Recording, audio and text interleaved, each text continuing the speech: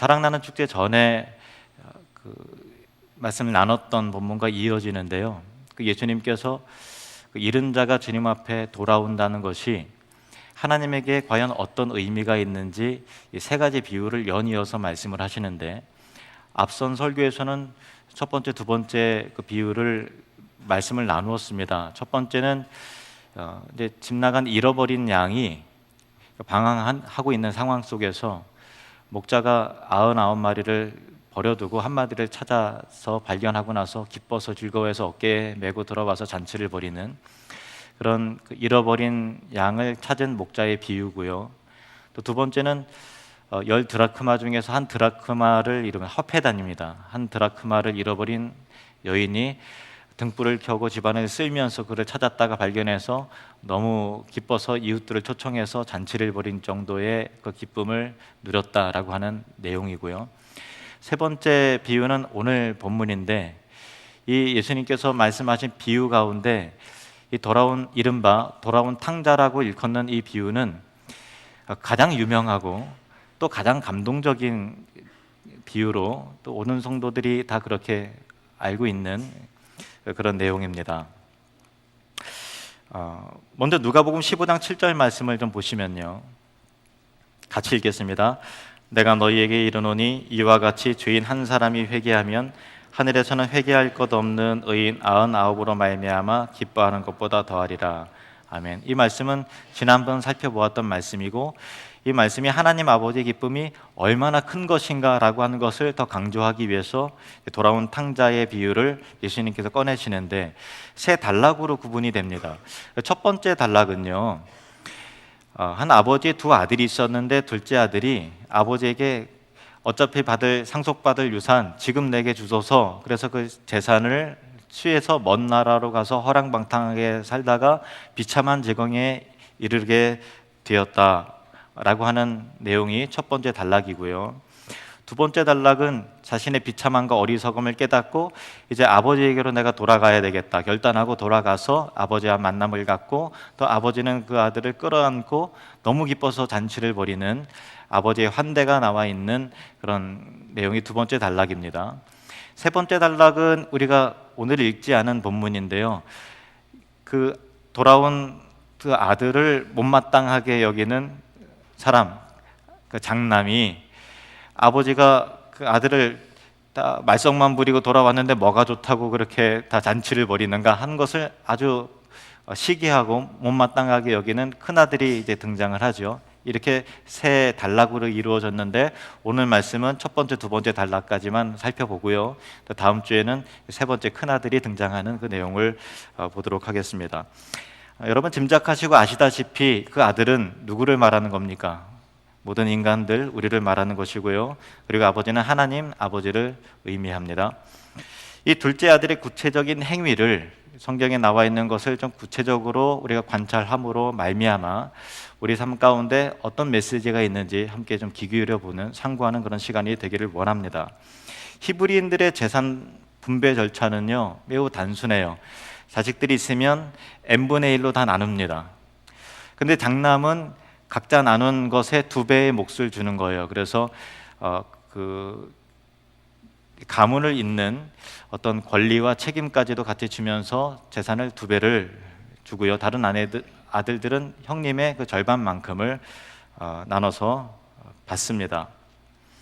그래서 가장이, 그 아버지가 아직 살아 있지만 내가 이제 얼마 남지 않은 것 같다라고 짐작이 되면, 예상이 되면은 미리 재산을 분배하는 경우는 간혹 있었지만, 자식이 아버지가 멀쩡히 살아있는데 아버지 어차피 죽을 거니까 미리 좀 주시면 안 돼요? 이렇게 해서 재산을 요구하는 경우는 없는 경우죠. 아주 이제 가당치 않고요, 그리고 아주 반항적인 행위였습니다. 자기의 상속분을 미리 요구함으로써 아버지와의 결별을 선언하고요, 그리고 아버지가 멀쩡히 살아있지만은 죽은 사람으로 여기는, 존재 자체를 부정해버리는 것이니까 폐륜이죠. 아주 큰 불효입니다. 근데 이 아들은 그게 잘못된 것인 줄 모르는 거예요. 어차피 아버지는 어차피 죽을 거고 그때 받으나 지금 받으나 지금 주는 게 내게 더 유리하지 않겠습니까? 아버지, 자식 성공하는 거 한번 보고 싶지 않으세요? 이렇게 하면서 나름대로의 합리적인 이유와 또 나름대로 이성적인 이유와 그럴듯한 어떤 그 현실적인 명분을 내세워서 좀 20년 일찍 주시면 안 돼요? 그렇게 요구를 했던 것입니다. 우리는 보통 죄하면 대개 사람들이 윤리와 도덕적인 측면에서 접근을 하죠. 그래서 특별히 뭐 구속될 만한 일을 저지르지 않고 남에게 사기를 치거나 또 폭력을 행사하거나 그런 사람들이 없는 사람, 비교적 양심적으로 살아온 사람들은 자기가 하나님 앞에 얼마나 큰 죄인인지 잘 감각해내지 못하는 그런 경향이 있습니다. 그런데 사실 제일 큰 죄는 뭐냐면요, 하나님을 부정하는, 하나님의 존재를 부인하는 죄가, 다시 말해서 예수 믿지 않는 죄가, 하나님을 믿지 않는 죄가 사실은 가장 큰 죄예요. 왜 그런가 하면요, 하나님을 믿지 않는다는 것은 그분의 존재를 부정하는 거죠. 인정하지 않는 거예요. 또 하나님의 존재는 인정한다 할지라도 그분의 말씀을 인정하지 않는다는 것은 그분의 인격을 존중하지 않는 것이죠. 당신 내가 신뢰하지 않아, 그 의미입니다. 그런데 하나님을 믿지 않는, 인정하지 않는 사람에게는 그게 죄가 될 리가 없어요. 죄인 줄 몰라요. 왜냐하면 어차피 사고 자체가 하나님을 부인하기 때문에 그게 큰 죄인 줄을 모르는 거죠. 믿든 안 믿든 내 자유라고 생각을 하는 거예요. 그런데 여러분, 입장 바꿔놔서 하나님 입장에서 한번 생각해 보세요. 하나님 입장에서 생각을 해보시면 존재하시고 그를 창조하신 하나님 입장에서는 자신의 존재를 부정하는 사람, 내가 분명히 너를 창조하고 지었으나 너가 나를 모른 척하는 그런 사람에 대해서 굉장히 기분이 안 좋으시죠. 하나님을 멸시하는 사람이 가장 큰 불경한 죄입니다. 우리의 존재 자체는 스스로에게 있지 않잖아요. 여러분, 내가 2000 몇 년도에 내가 이 땅에 태어나야 하리라 이렇게 결단해서 태어나신 적이 있나요? 자신의 의지와는 전혀 상관없이 여러분 존재되지 않았습니까? 존재의 근원이 자기에겐 없어요. 그러면 나는 어디로부터 존재되었는가라고 할 때 그 원숭이로부터 진화되었다는 것이 설득력이 있어서 믿는 것이 아니라 하나님에 대한 반감, 하나님의 존재를 부정하는 저항감이 차라리 원숭이를 붙들게 만드는 그런 거예요. 그러니까 어떻게 보면 굉장히 이성적이고 나름대로 합리적이고 과학적이고 한다 하더라도 하나님 입장에서 볼 때는 단연 윤리와 도덕적인 죄보다 하나님을 부인하는 죄가, 하나님의 말씀을 인정하지 않는 죄가 가장 큰 죄라는 것을 성경을 통해서 우리는 알게 됩니다. 사실 이 모든 죄는 모든 사람이 다 지고 있는 거예요. 특정한 사람이 지고 있는 죄가 아니라 모든 사람에게 다 이와 같은 죄가 있다라고 성경은 말하고 있습니다. 로마서 3장 10절에서 18절 말씀을 보시겠습니다. 로마서 3장 10절에서 18절 말씀. 기록된 바 의인은 없나니 하나도 없으며 깨닫는 자도 없고 하나님을 찾는 자도 없고, 우리 인류 가운데 스스로 하나님을 찾고 깨닫고 믿는 자가 없다라는 거예요. 다 치우쳐 함께 무익하게 되고 선을 행하는 자는 없나니 하나도 없도다. 하나님에 대한 기준이 없으니까 선에 대한 기준도 없는 거예요. 그냥 뭐 진화돼서 했으면 도대체 옳다 그르다, 인간은 인간답게 살기는 이래야 된다라고 하는 명분과 근거가 어디 있어요? 없는 거예요. 그러니까 당연히 자기 멋대로 살 수밖에 없는 그런 사회가 되는 것입니다. 선을 행하는 자는 없나니 하나도 없도다. 그들의 목구멍은 열린 무덤이요 그 혀로는 속임을 일삼으며 그 입술에는 독사의 독이 있고 그 입에는 저주와 악독이 가득하고 그 발은 피 흘리는 데 빠른지라 파멸과 고생이 그 길에 있어 평강의 길을 알지 못하였고. 18절 말씀 같이 읽겠습니다. 시작. 그들의 눈앞에 하나님을 두려움이 없느니라 함과 같으니라. 하나님을 두려워하지 않는 사람, 여러분 축복합니다. 저와 여러분은 하나님 두려운 줄 아는 그런 사람이 되기를 원합니다. 그것이 겸손이고 그것이 인간다움입니다.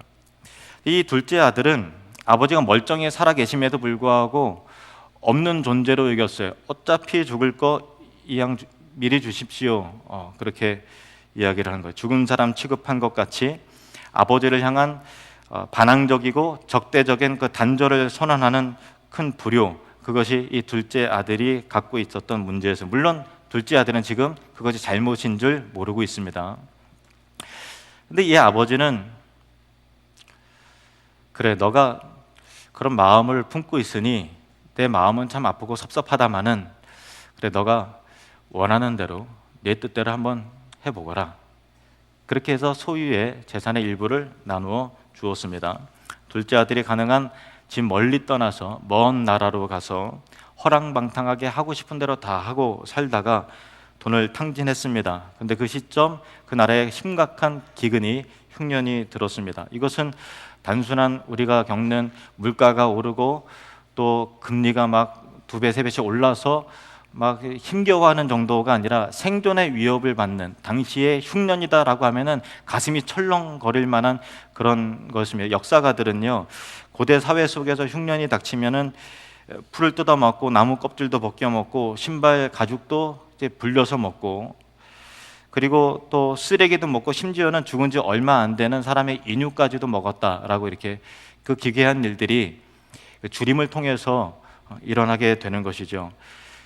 우리나라 조선 시대에도요, 임진왜란 당시에 외국의 침략으로 인해서 농토가 국토가 황폐화됐을 때 먹을 것이 없잖아요. 그래서 당시 역사의 기록에 의하면은 죽은 지 얼마 안 되는 사람들의 인육까지 백성들이 먹고서 허기를 채울 정도였다라고 역사가 그렇게 기록되고 있어요. 그러니까 흉년이라는 것, 먹을 것이 없다라는 것은 우리가 생각하는 것 이상의 굉장한 고통과 어려움을 겪게 되는 그런 일이라는 것입니다.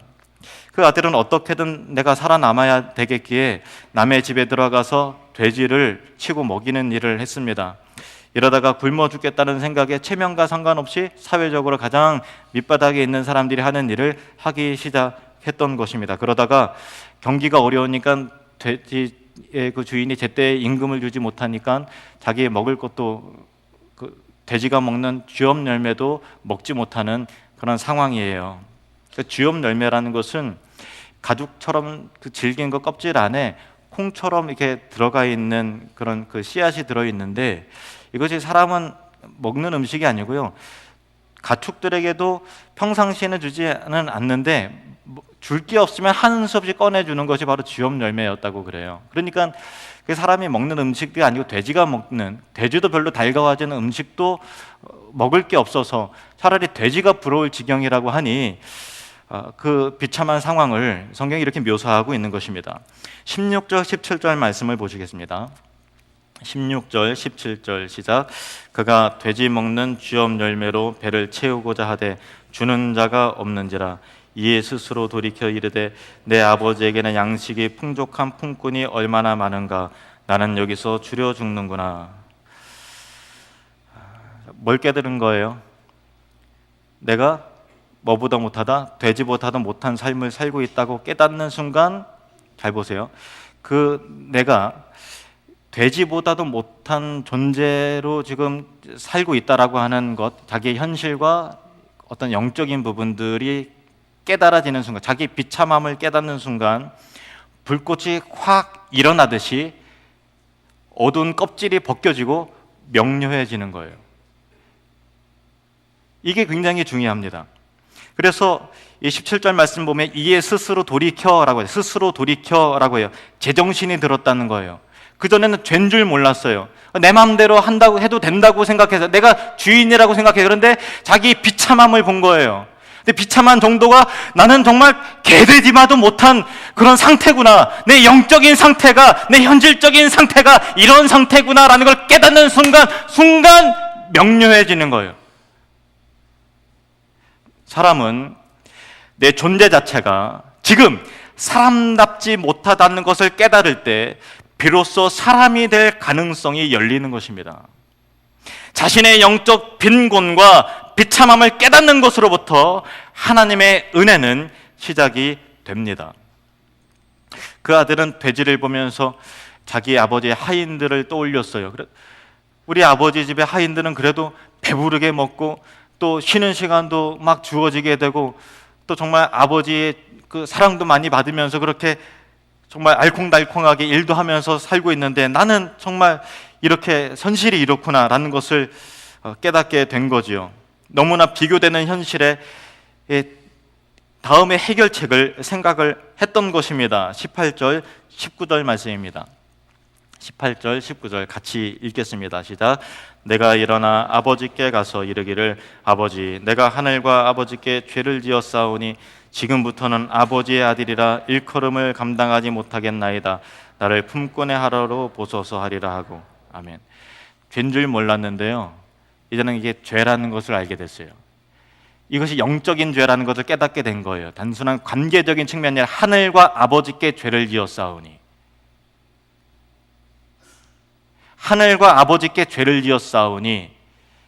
그리고 나서 집에 가면은 품꾼의 하나로 가서, 내가 사실은 그럴 마음이 없었는데 친구가 꼬드겨서 이렇게 넘어갔걸랑요, 사실은 잘할 수 있었는데 투자를 잘못하는 바람에 다 날려먹는 거 아니겠습니까? 이렇게 변명하거나 구차하게 핑계대거나 그러지 않고요, 내가 죄인입니다, 내가 죽을 죄를 졌습니다, 잘못했습니다, 그거 한마디였어요.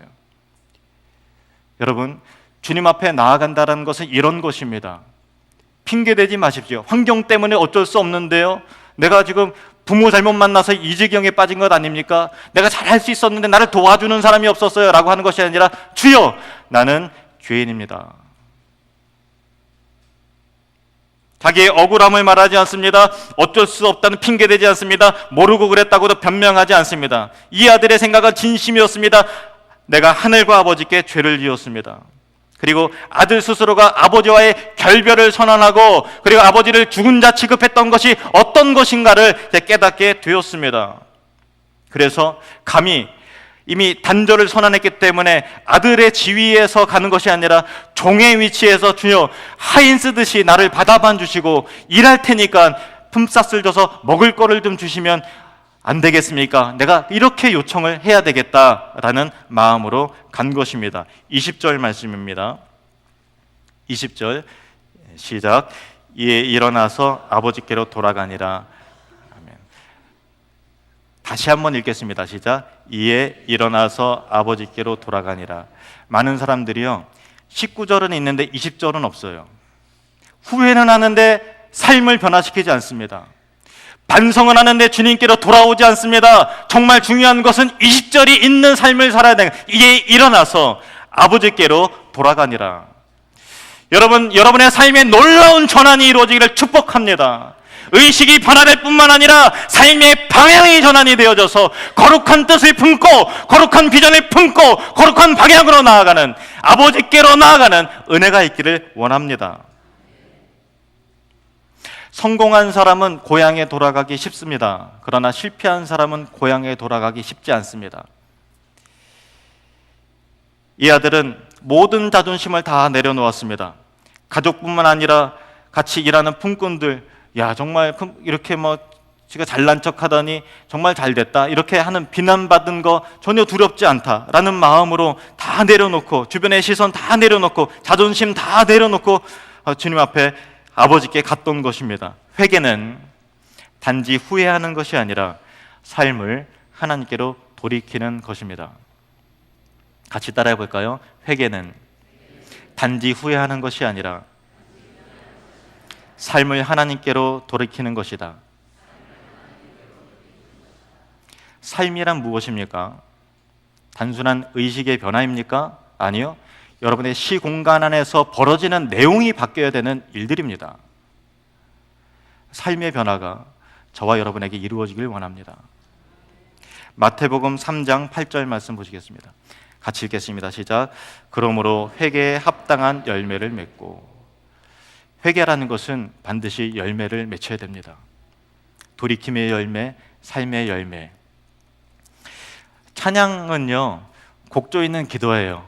찬양을 부르다 보면 우리가 하나님께 기도하게 돼요. 기도할 줄 몰라도 찬송하다 보면 기도를 어떻게 해야 되는지 배우게 되는 거죠.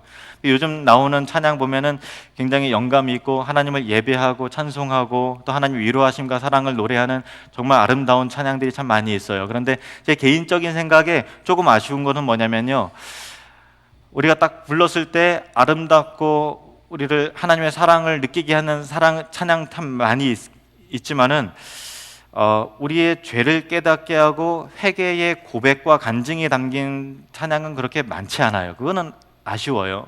그래서 우리는 요즘 나오는 찬양도 부를 필요가 있지만은 찬송가도 우리 마음 가운데 담아서 지속적으로 불려야 되는 이유가 뭐냐면 주님 앞에 나아가는 신자로서 회개와 삶의 스토리, 간증은 찬송가에 굉장히 많이 녹아져 있습니다.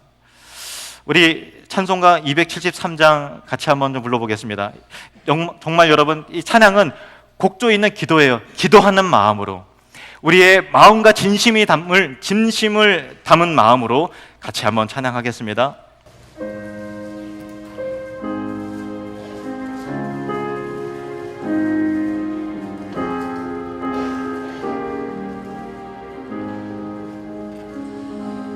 나 주를 멀리 떠났다 이제 옵니다. 나 죄의 길에 시달려 주여 옵니다. 나 이제 왔습니다. 나 이제 왔으니 내 집을 찾아 주여 나를 받으사 맞아 주소서. 그 귀한 세월 보내고 이제 옵니다. 나 뉘우치는 눈물로 주여 옵니다. 주여 나 이제 왔으니 내 집을 찾아 아버지 주여 나를 받으사 맞아 주소서. 나 죄에 매여 고달파 이제 옵니다. 주 크신 사랑 받고자 주여 옵니다. 나 이제 왔으니 내 집을 찾아 주여 나를 받으사 맞아 주소서. 이 병든 마음을 고치려 이제 옵니다. 큰 힘과 소망 바라고 주여 옵니다. 나 이제 왔으니 내 집을 찾아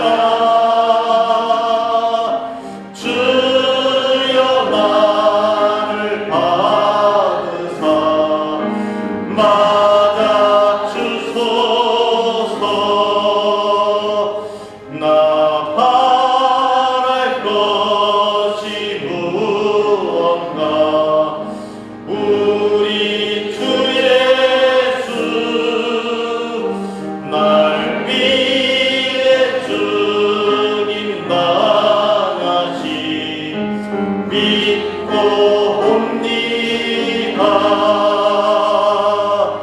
나 이제 왔으니 내 집을 찾아 주님 앞에 갑니다. 주여 나를 받으사 맞아 주소서. 나 이제 왔으니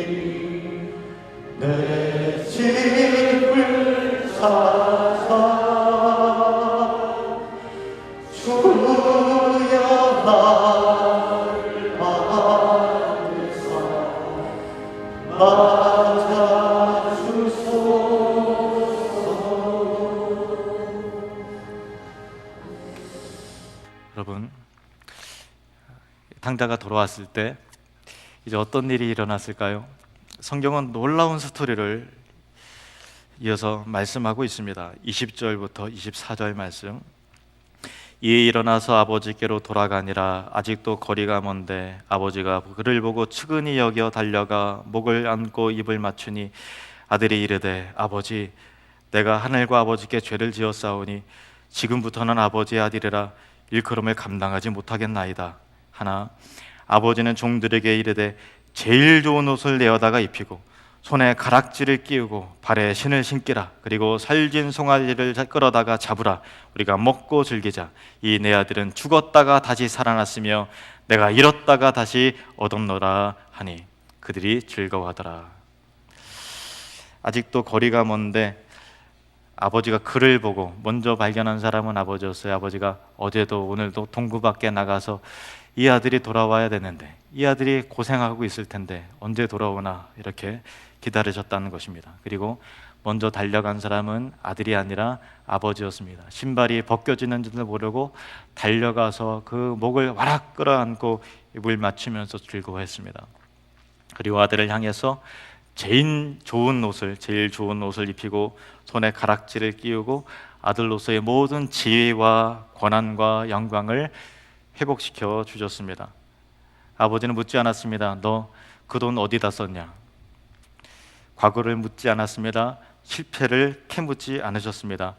십자가라는 것은 그런 것입니다. 예수 그리스도의 보혈의 은혜 안에 있는 사람은 하나님께서는 모든 실패와 죄를 묻지 않으십니다.